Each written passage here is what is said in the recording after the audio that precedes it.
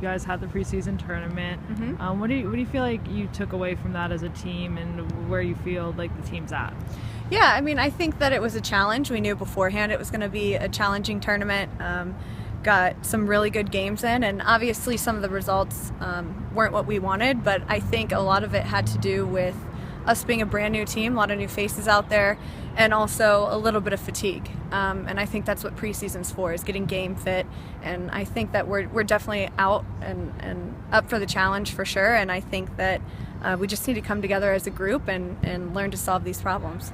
And how do you manage that, all the turnover in the off season? And obviously you guys are trying to improve on last year, but there's a ton of new faces. So how do you manage that? Well, I mean, I think it's part of every team. You know, you look at a team like Seattle and it's like, wow, they've been pretty fortunate to have a core group there for a while. So, you know, I go back to that game and Mark's like, look, they've been here for a long time. They've been one unit. And so, you know, we got to be proud of the performance that we put in and build on it. And I think we knew going into preseason that there were going to be a lot of new faces, and we're just trying to mesh and make it work. And I think we're on the right path for sure. How does the team feel in terms of setting goals for the season? Does the team feel like they can get back to the playoffs? That can set Definitely. I mean, and for that, for us as an organization and the coaches that we've had here, that's always a goal. But I think it's important to remember that it's a day-by-day thing. You'll always have that big process, but I think every day we're out here trying to get better and work on our problems, and I think that that's what's going to lead to the playoff run. So that's kind of what we keep in mind. And do you think you guys are better prepared to manage the national team players coming in and out this season? Yeah, I mean, I think it's something that definitely the coaching staff and the organization kept in mind, but you know, no matter how way you cut it, we're going to be missing major players. And I think, you know, Sade and Anna Marie, like they prove that they're spark plugs coming off the bench. They can definitely contribute to this team. And I think it's a matter of putting in the effort and getting on the same page. And that's exactly what we're setting out to do. And then this is going to be the 4th season of the NWSL, and that's kind of a historic milestone for a women's pro league in the U.S. How do you think?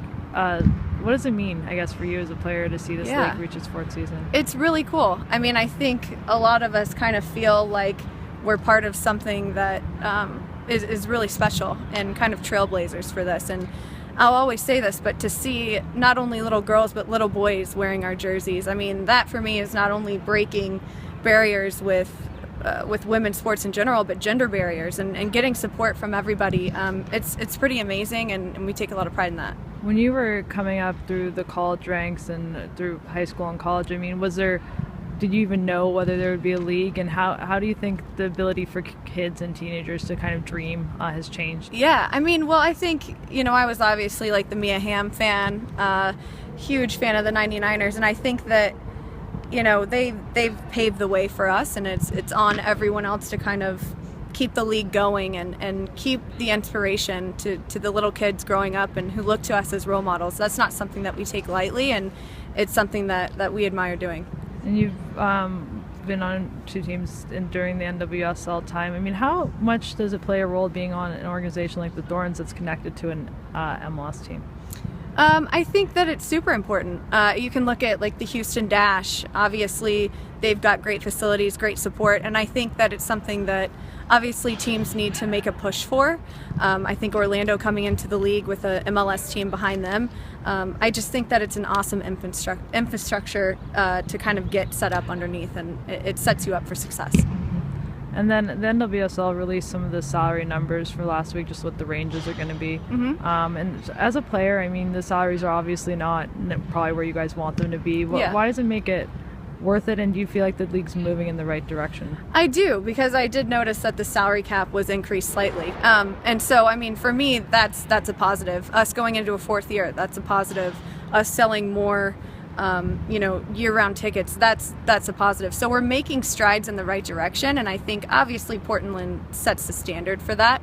But teams are catching up, and it's great to see the Houston Dash last year get 6,000, 10,000 people in their games. That to me is a sign of success and going in the right direction, and something that, you know, we need to keep going and build the momentum for.